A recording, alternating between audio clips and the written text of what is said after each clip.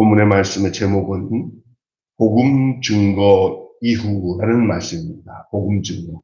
지난번에 제가 말씀하셨듯이 교회가 성령의 부으심으로 교회가 처음 시작할 때 그 교회의 존재는 복음 증거가 가장 중요한 것이다.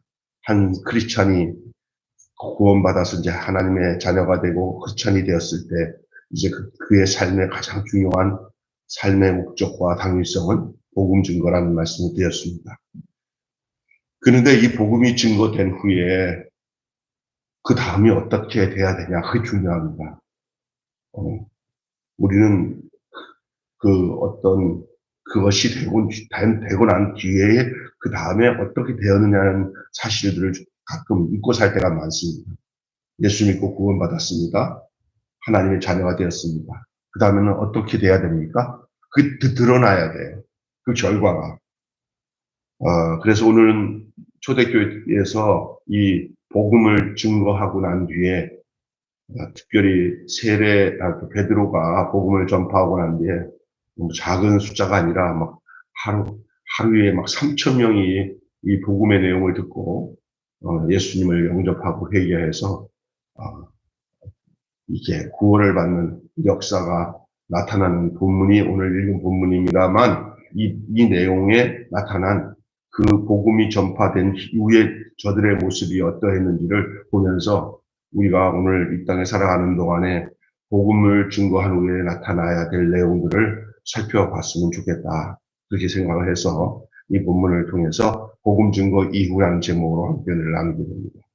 복음에 대한 바른 반응의 결과가 무엇인지를 알아야 됩니다. 생각해 봤어요? 복음이 증거된 후에 또 우리 개인에게도 복음이 들어온 후에 우리의 모습이 어떠해야 되는지를 생각해 보셨는가 하는 말입니다. 베드로가 복음을 선포하자. 이 복음은 뭐예요? 바로 예수님입니다. 저들이 십자가에 못 박고 부활하신 그분이 복음입니다.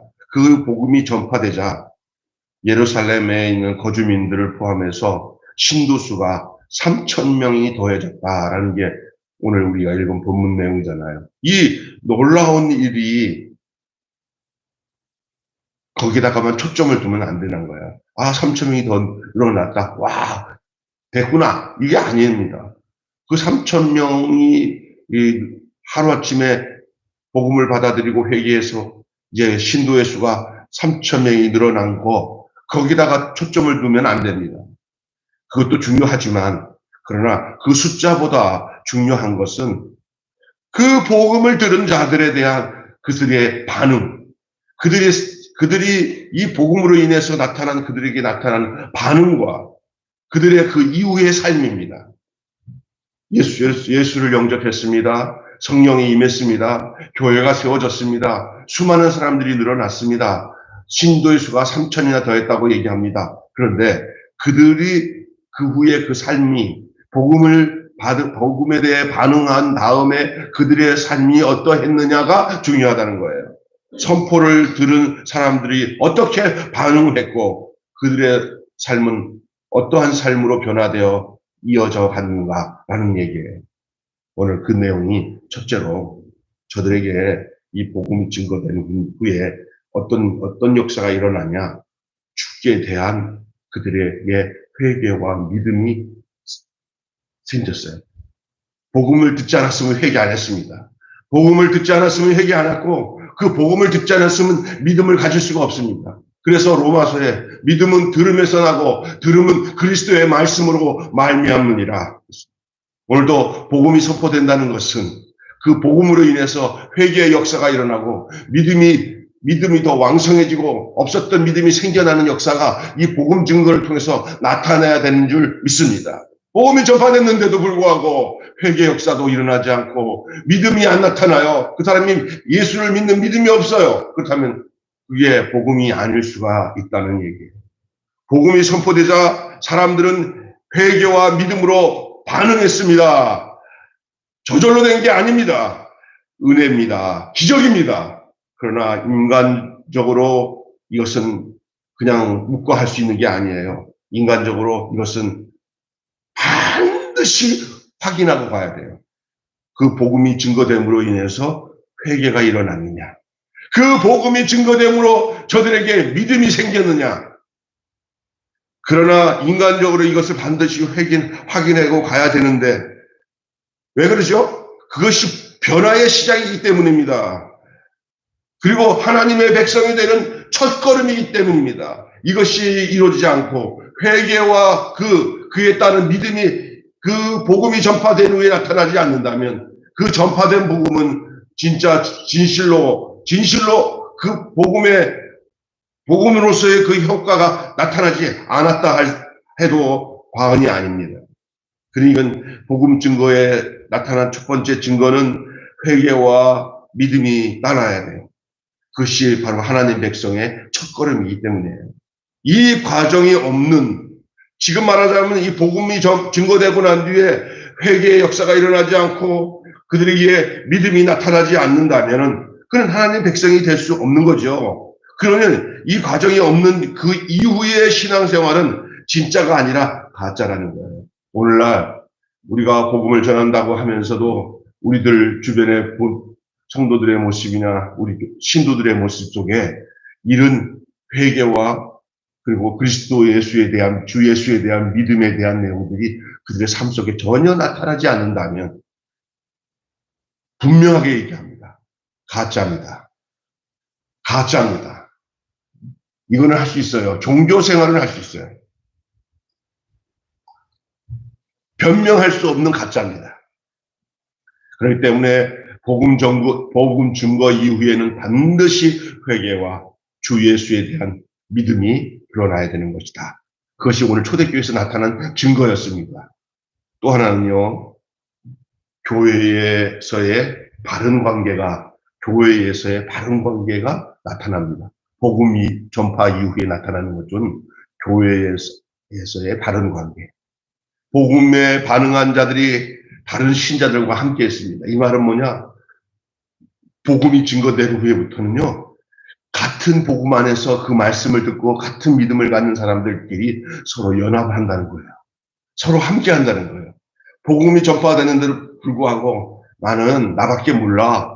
나는 따로 국밥으로 살 거야. 라는 것은 될 수가 없는 거예요.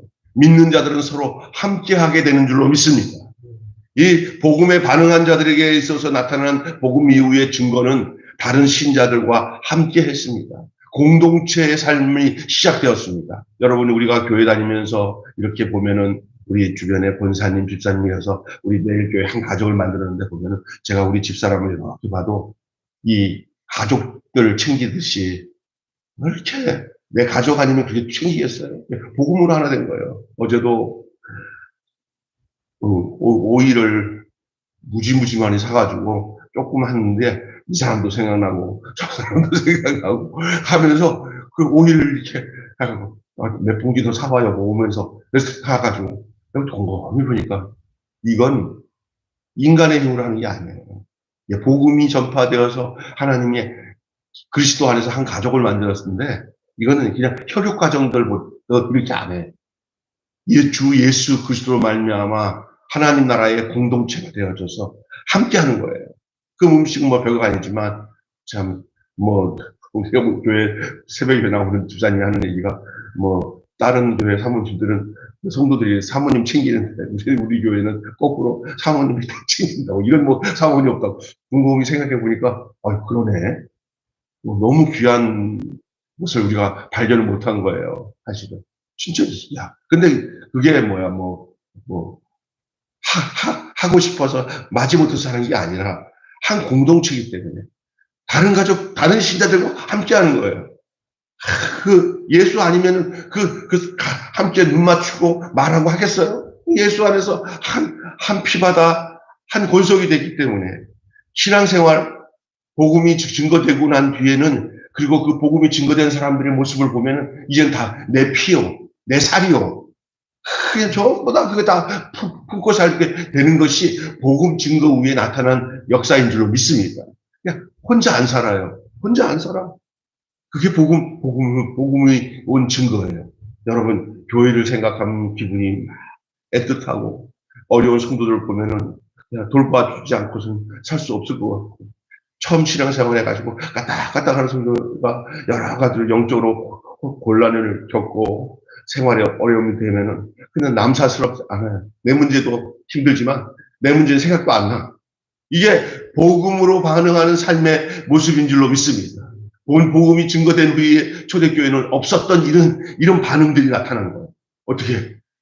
회개가 나타나고 예수 그리스도에 대한 믿음이 나타나고 그 다음에 함께하는 게 나타나는 거예요. 없었던 함께함. 새 가족이 생긴 거예요. 내 안에. 진짜 돌봐야 될 새 가족이에요. 그래서 떨어져서 살 수가 없어요. 함께 하지 아니하면 주님의 몸이 이루어지지 않는다는 걸 아는 거예요. 그러나 어떤 교회에 속하는가 보다 더 중요한 것은 무엇을 함께 하는가가 더 중요하기도 해요.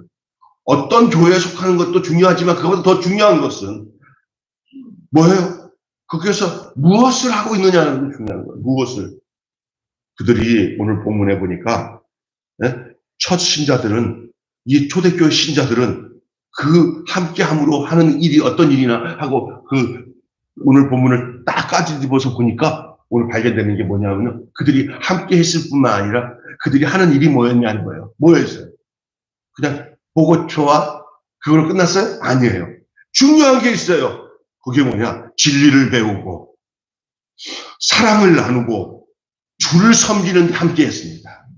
진리를 배우고 사랑을 나누고 주를 섬기는 데 함께 했어요. 저희들이 한 자리 한 곳에 모여서 서로 떡을 떼고 서로 돌보고 사랑을 나누고 어려운 사람의 어려운 것들을 다 해결해주고 사도의 가르침을 받는 것을 우선으로 하지만 그 가르침을 통하여서 저희들이 사랑 나누고 말씀 나누고 은혜 나누고 이런 일들을 함께 했다는 거예요. 교인이 아닌 종교적인 어떤 교인이 아닌 진정한 하나님의 백성의 모임이 되는 것을 힘쓰기를 바랍니다.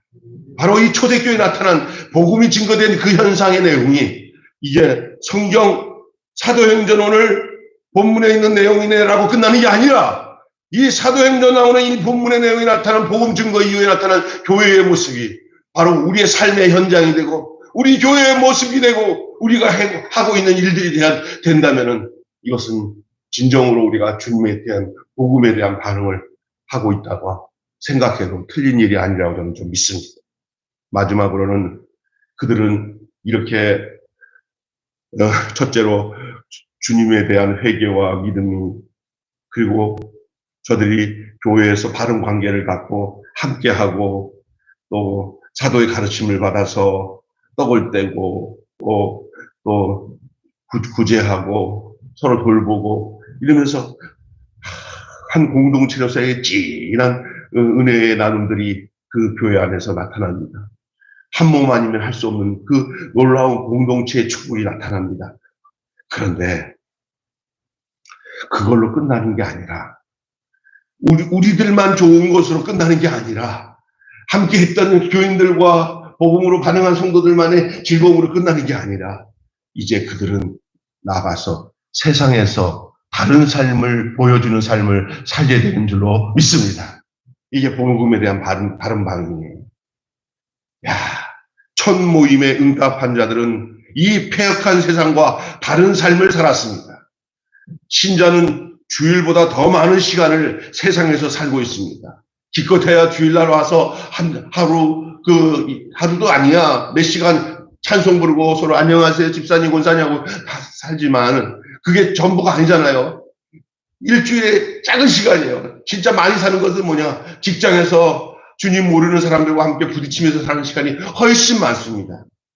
이 세상에서 사는 그 시간들이 더 많은 이 세상 속에서 어떤 삶을 살아야 되냐? 다른 삶을 살았습니다. 신자는 주일보다 더 많은 시간을 세상에서 살고 있습니다. 그곳에서 사는 우리의 모습이 우리의 참 모습일 수 있습니다. 교회에서의 모습이 우리의 참 모습이 아니라 교회 밖에 나가서 세상에서 살고 있는 모습이 우리의 참 모습이라는 생각을 해보셨습니까? 진리의 가르침을 따라 구별된 삶을 사시기를 바랍니다. 하나님 나라의 백성의 정체성에 합당한 삶을 사는 것이었습니다. 이것이 복음에 대한 반응이 나타난 내용이었습니다. 어디에서 오늘 우리가 읽은 사도행전 처음 교회가 이 땅에 세워졌을 때 그 복음으로 인해서 나타난 증거들이 오늘 말씀을 나눈 거예요. 제가 세 가지로 말씀드렸잖아요. 첫째는 뭐라 그랬어요? 죽게 대한 믿음과 회개와 죽게 대한 회개와 믿음이, 이게 진짜 이건 중요한 거예요. 이것이 있었기에 그 믿음을 갖고 그 회개하고 주의 백성이 된 사람들이 서로 다양하게 나타나는 게 뭐냐면 저희들이 함께 하는 거예요. 함께해서 뭘 했어요?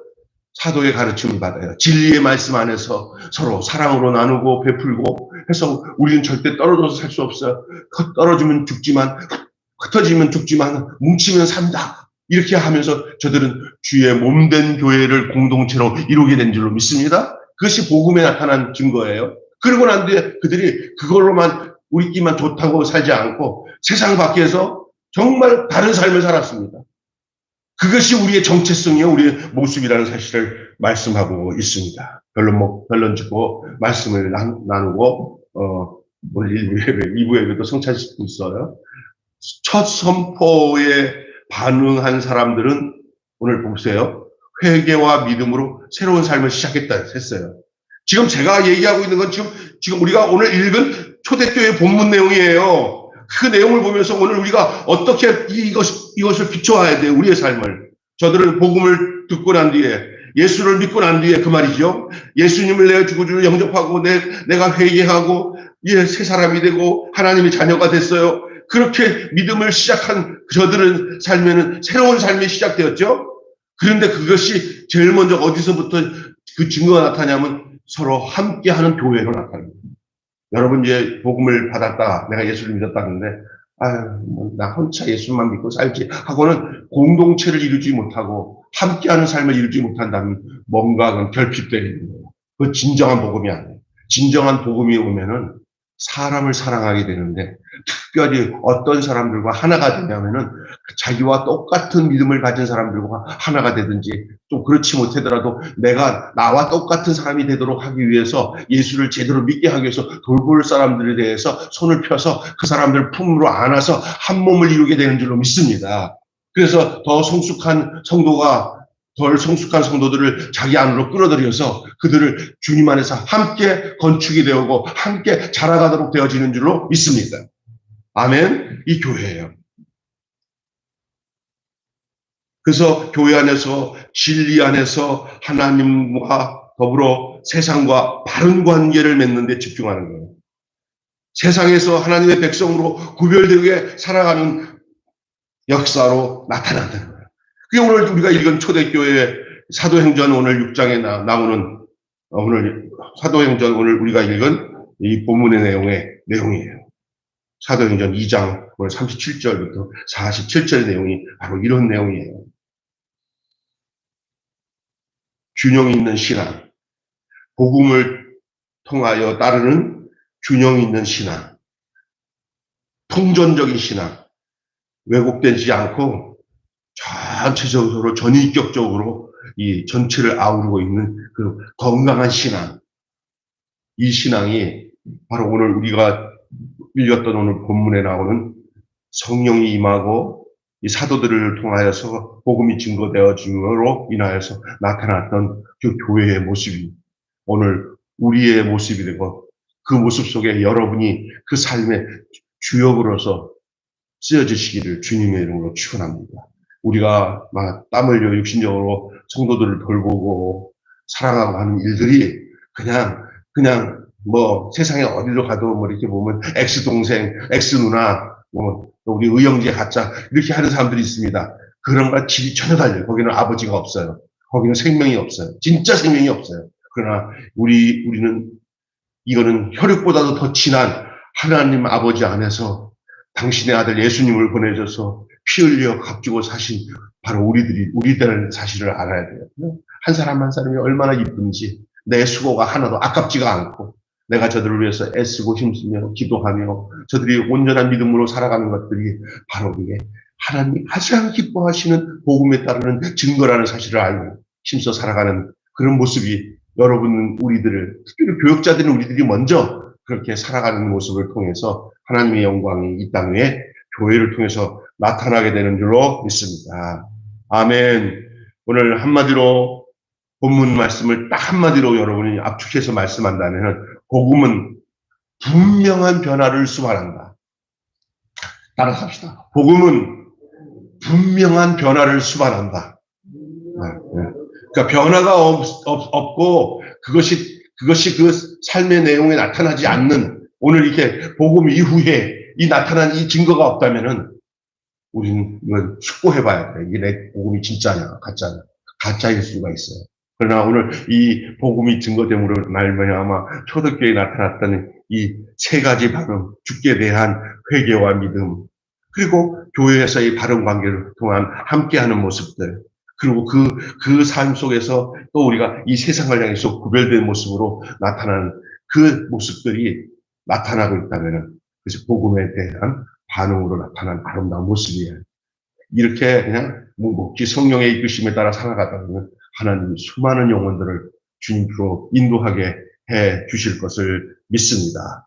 한마디로 다시 얘기합니다. 복음 증거 이후에 오늘이란 제목으로 말씀을 나눴습니다. 전체 한마디는 복음은 분명한 변화를 수반한다. 기도하겠습니다. 하나님 아버지, 이 아침에 우리가 사도행전 2장 37절부터 47절의 말씀을 통해서 정말 중요한 말씀을 함께 나눴습니다. 성령이 임하고 복음이 증거된 후에 나타났던 최초의 교회, 바로 사도행전에 나타난 이 초대 예루살렘 교회의 그 모습을 오늘 우리는 성경을 펴서 목격을 하며 그 모습 속에서 이 복음이 증거된 후에 나타난 저들의 모습이 오늘 우리 교회와 우리 삶에 그대로 지금 나타나고 있는지를 점검할 수 있도록 말씀을 비춰주시고 말씀을 전해주시니 감사합니다.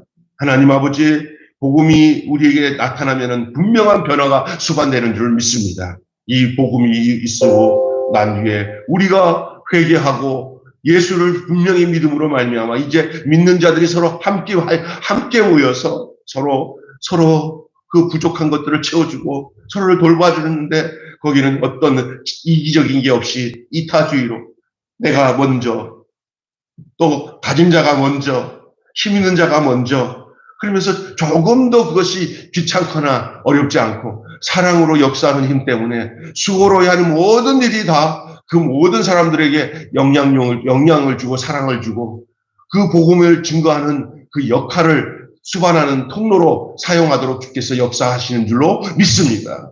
뿐만 아니라 그렇게 믿는 자들이 그렇게 사랑하고 서로 교제하는 가운데 저들이 세상 속에 나가 믿지 않은 사람들에게 자신들의 삶과 그 모습을 보여줄 때마다 우리도 저 속에 들어가서 살아야 산다. 우리도 저 집사님 따라가야 돼. 저 목사님 따라가야 이 세상에서 믿음으로 살고 천국 갈 수 있다. 라는 그 증거가 그 예수 그리스도와 함께한 믿음을 통하여 그 회개한 삶을 통하여 함께하는 삶을 통하여 그 영향력을 줄 때 수많은 영혼들이 주께로 돌아오는 역사가 있게 되는 줄로 믿습니다.